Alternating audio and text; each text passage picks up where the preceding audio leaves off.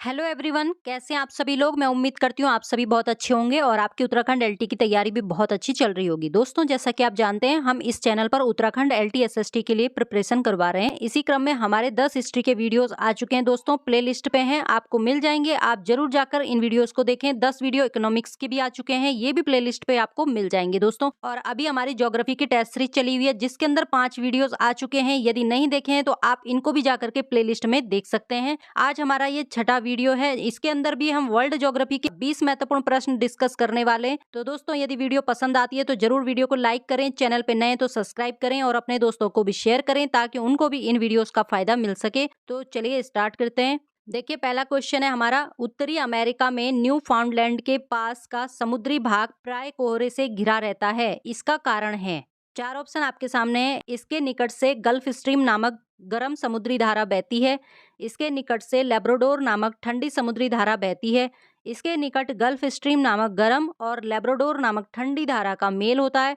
और D option है हमारा उपरोक्त में से कोई भी नहीं। तो दोस्तों, यहाँ पे हमारा राइट आंसर हो जाएगा सी। इसके निकट गल्फ स्ट्रीम नामक गर्म और लेब्राडोर नामक ठंडी जलधारा का मेल होता है। और ये काफी महत्वपूर्ण प्रश्न है दोस्तों। यहाँ पर 2 जलधाराओं का मिलन होता है, एक गल्फ स्ट्रीम है जो गर्म है और एक लेब्राडोर है जो कि ठंडी जलधारा है। और ये दोनों मिलती हैं न्यू फाउंडलैंड के समीप। ठंडी लेब्राडोर धारा गल्फ स्ट्रीम के संपर्क में आती है और इसके तापमान को गिरा देती है। इसकी वजह से क्या होता है कि इन 2 धाराओं के मिलने से यहाँ पर घना कोहरा छाया रहता है। ठीक है, तो पहले हम जान लेते हैं कि महासागरीय धाराएं होती क्या हैं। तो दोस्तों, महासागरीय धाराओं की यदि बात करें तो महासागरीय जल के सतत और निश्चित दिशा में प्रवाह को हम क्या कहेंगे दोस्तों, महासागरीय धाराएं कहेंगे।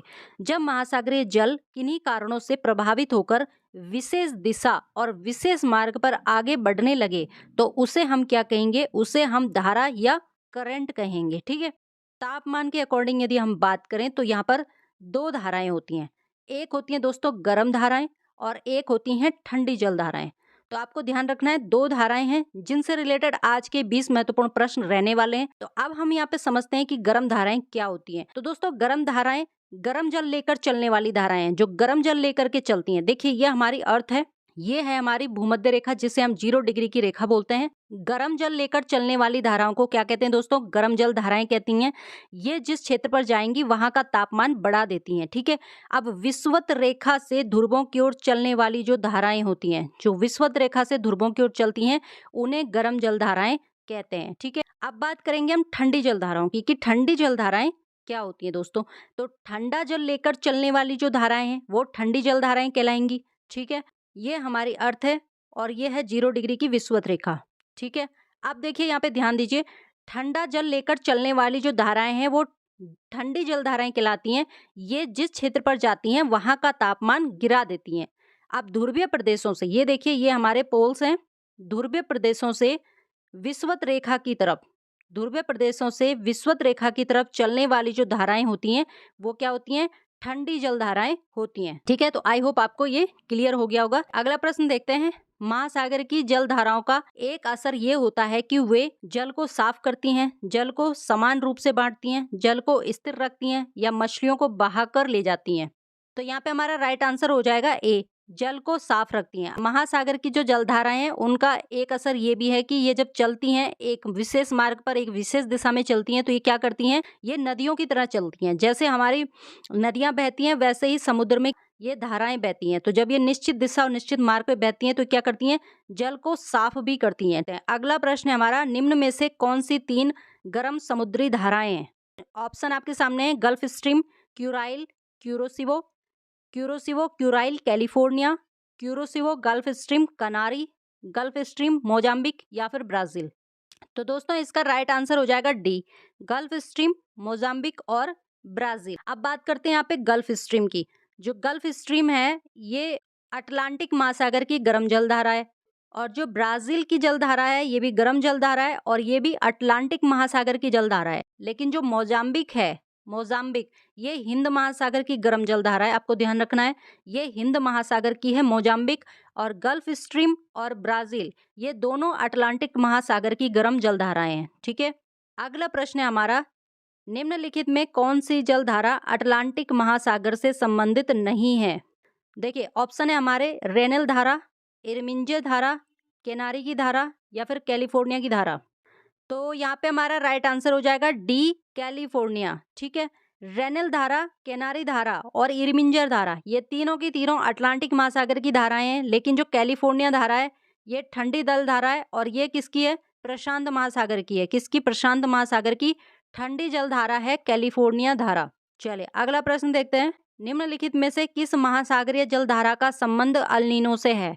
हम्बोल्ट धारा, लेब्राडोर धारा, क्यूरोसिवो धारा या फिर बेंगोला धारा? तो यहाँ पे हमारा राइट आंसर हो जाएगा ए, हम्बोल्ट की धारा। हम्बोल्ट की जो धारा है इसका संबंध किससे है? एल नीनो से है। अब बात करें हम्बोल्ट की धारा की, तो ये प्रशांत महासागर की ये ठंडी जल धारा है और ये उत्तरी अटलांटिक प्रवाह के एक भाग के रूप में दक्षिण अमेरिका के पश्चिम में, दक्षिण पेरू और उत्तरी चिली के तट के निकट उत्तर में मुड़ने से प्रारंभ होती है। हम्बोल्ट की धारा को सबसे पहले किसने खोजा था? हम्बोल्ट ने खोजा था, इसीलिए इसको हम्बोल्ट की धारा कहा जाता है। वैसे इसको पेरू की धारा भी कहते हैं। अगला प्रश्न है, किस द्वीप के द्वारा अगुलहास जलधारा दो भागों में विभक्त हो जाती है? जावा, क्यूबा, आइसलैंड या मेडागास्कर? तो दोस्तों यहाँ पे राइट आंसर हो जाएगा डी, मेडागास्कर। अगला प्रश्न है, लेब्राडोर की ठंडी धारा और गल्फ स्ट्रीम की गर्म धारा कहाँ एक दूसरे से मिलती हैं? उत्तरी अमेरिका के पूर्वी तट पर, उत्तरी अमेरिका के दक्षिणी पश्चिमी तट पर, अफ्रीका के दक्षिण पश्चिम तट पर, यूरोप के उत्तरी पश्चिमी तट पर? तो दोस्तों यहाँ पे हमारा राइट आंसर हो जाएगा ए, उत्तरी अमेरिका के उत्तरी पूर्वी तट पर। जो लेब्राडोर की ठंडी धारा है और गल्फ स्ट्रीम की गर्म धारा है, ये दोनों कहाँ पर मिलेंगी? ये मिलती हैं उत्तरी अमेरिका के उत्तरी पूर्वी तट पर। अगला प्रश्न है, निम्नलिखित में से कौन एक ठंडी जल धारा है? क्यूरोसिवो, गल्फ स्ट्रीम, रेनेल या फिर लेब्राडोर? तो दोस्तों यहाँ पे हमारा राइट आंसर हो जाएगा डी, लेब्राडोर। लेब्राडोर क्या है दोस्तों? लेब्राडोर ठंडी जल धारा है और ये अटलांटिक महासागर की धारा है। अटलांटिक महासागर की धारा है लेब्राडोर। अगला प्रश्न है, निम्न में से कौन एक ठंडी जल धारा है? ऑप्शन है हमारे बेंगुला, क्यूरोसिवो, गल्फ स्ट्रीम या फिर ब्राजील। तो दोस्तों यहाँ पे हमारा राइट आंसर हो जाएगा बेंगुला। और ये जो बेंगुला धारा है ये भी अटलांटिक महासागर की ठंडी जल धारा है, तो आपको ये ध्यान रखना है। अगला प्रश्न है, निम्नलिखित में से कौन एक गर्म जल धारा है? पेरुवियन धारा, केनारी धारा, बेंगुला धारा या फिर ब्राजील धारा? तो यहाँ पे हमारा राइट आंसर हो जाएगा डी, ब्राजील धारा। ब्राजील धारा कैसी है? ये गर्म जल धारा है और ये अटलांटिक महासागर की गर्म जल धारा है, ये आपको ध्यान रखना है। चलिए अगला प्रश्न देखते हैं। अगला प्रश्न है, निम्नलिखित में से कौन शीत समुद्री धारा है? ब्राजील धारा, गल्फ स्ट्रीम धारा, क्यूरोसिवो धारा या फिर हम्बोल्ट धारा? तो दोस्तों यहाँ पे हमारा राइट आंसर हो जाएगा डी, हम्बोल्ट की धारा। ये ब्राजील की धारा, क्यूरोसिवो धारा और गल्फ स्ट्रीम की धारा, ये तीनों कैसी हैं? गर्म जल धाराएं। जबकि हम्बोल्ट की धारा जो है दोस्तों ये ठंडी जल धारा है और ये प्रशांत महासागर की ठंडी जल धारा है। अगला प्रश्न है, निम्न में से किसका सुमेल नहीं है? ऑप्शन आपके सामने है, ब्राजील धारा दक्षिण अटलांटिक महासागर, हम्बोल्ट धारा उत्तरी प्रशांत महासागर, गल्फ स्ट्रीम धारा उत्तरी अटलांटिक महासागर, अगुलास धारा हिंद महासागर। तो यहाँ पे हमारा राइट आंसर हो जाएगा बी, हम्बोल्ट उत्तरी प्रशांत महासागर। ठीक है, ये गलत है। बाकी ब्राजील की जो धारा है दक्षिण अटलांटिक महासागर की है, गल्फ स्ट्रीम उत्तरी अटलांटिक महासागर की है, अगुलास हिंद महासागर की है। लेकिन जो हम्बोल्ट धारा है ये उत्तरी प्रशांत महासागर की नहीं है, ये दक्षिण प्रशांत महासागर की है। ठीक है, अगला प्रश्न देखते हैं। निम्नलिखित में से कौन सी उष्ण समुद्री धाराएं हैं? क्यूरोसिवो और कैलिफोर्निया धारा, उत्तरी अटलांटिक अपवाह और ब्राजील धारा, केनारी और बेंगुला धारा, पश्चिमी पवन प्रवाह और फॉकलैंड धारा? तो दोस्तों यहाँ पे हमारा राइट आंसर हो जाएगा बी, उत्तरी अटलांटिक अपवाह और ब्राजील धारा। तो ये कैसी हैं? ये गर्म धाराएं, बाकी सारी ठंडी हैं। अगला प्रश्न है, निम्नलिखित महासागरीय धाराओं में से कौन सी शीत धारा है? दक्षिण अटलांटिक अपवाह, मोजाम्बिक धारा, पूर्व ऑस्ट्रेलियन धारा या फिर कैरेबियन धारा? तो दोस्तों यहाँ पे हमारा राइट आंसर हो जाएगा ए, दक्षिण अटलांटिक अपवाह। दक्षिण अटलांटिक अपवाह जो है ये हिंद महासागर की ठंडी धारा है, बाकी सारी गर्म है। मोजाम्बिक धारा गर्म है, कैरेबियन धारा गर्म है, पूर्वी ऑस्ट्रेलियन धारा भी गर्म है। अगला प्रश्न देखते हैं। बेंगुला धारा है गर्म महासागरीय धारा, तीव्र गर्म महासागरीय धारा, ठंडी महासागरीय धारा या फिर इनमें से कोई भी नहीं?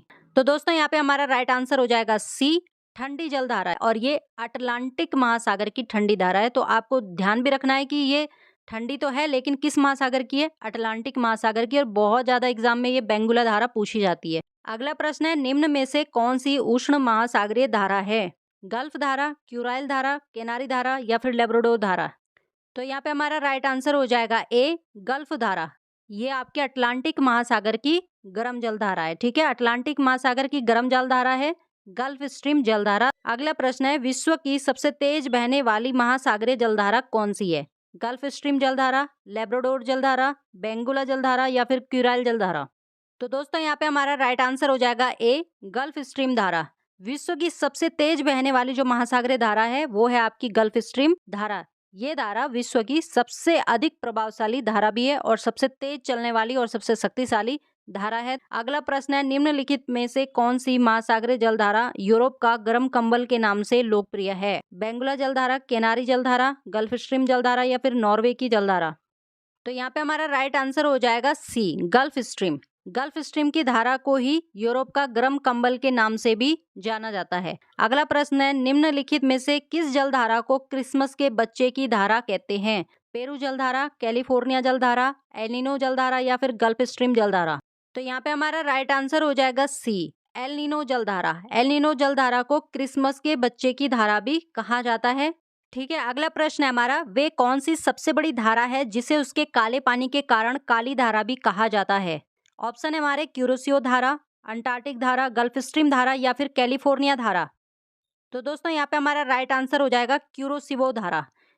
अगला प्रश्न है हमारा, निम्न में से किस जलधारा को हम्बोल्ट की जलधारा के नाम से भी जाना जाता है? पेरू की धारा, ब्राजील की धारा, फॉकलैंड की धारा या फिर एल नीनो धारा। तो दोस्तों यहाँ पे हमारा राइट आंसर हो जाएगा ए, पेरू की धारा। पेरू की धारा को हम्बोल्ट की धारा भी कहते हैं। अब हम्बोल्ट की धारा क्यों कहते हैं? क्योंकि हम्बोल्ट ने सबसे पहले इस धारा की खोज करी थी, इसीलिए इसको हम्बोल्ट की धारा भी कहते हैं। लास्ट प्रश्न है, महासागर में जलधाराओं के बनने का कारण है? वायुदाब एवं हवाएं, पृथ्वी का परिभ्रमण एवं गुरुत्वाकर्षण, भूमध्य रेखा एवं ध्रुवीय प्रदेशों का असमान तापमान या फिर उपरोक्त सभी। तो यहाँ पे हमारा राइट आंसर हो जाएगा डी, उपरोक्त सभी। वायुदाब एवं हवाएं, पृथ्वी का परिभ्रमण एवं गुरुत्वाकर्षण, भूमध्य रेखा एवं ध्रुवीय प्रदेशों का असमान तापमान, ये सभी कारण जो हैं महासागर में जलधाराओं के बनने के लिए अपना महत्वपूर्ण योगदान देते हैं। तो ये सभी इसमें आ जाएंगे, यहाँ पे डी आंसर हमारा सही रहेगा। तो दोस्तों ये थे आज के 20 महत्वपूर्ण प्रश्न जो हमने वर्ल्ड ज्योग्राफी के इस वीडियो के अंदर कवर किए हैं। तो मैं उम्मीद करती हूँ कि आपको ये वीडियो पसंद आई होगी। यदि वीडियोस पसंद आ रही हैं तो जरूर से लाइक करें, चैनल पर नए हैं तो सब्सक्राइब कर लें और अपने दोस्तों को भी शेयर करें। तो चलिए मिलते हैं अगली वाली वीडियो में, तब तक के लिए बहुत बहुत धन्यवाद।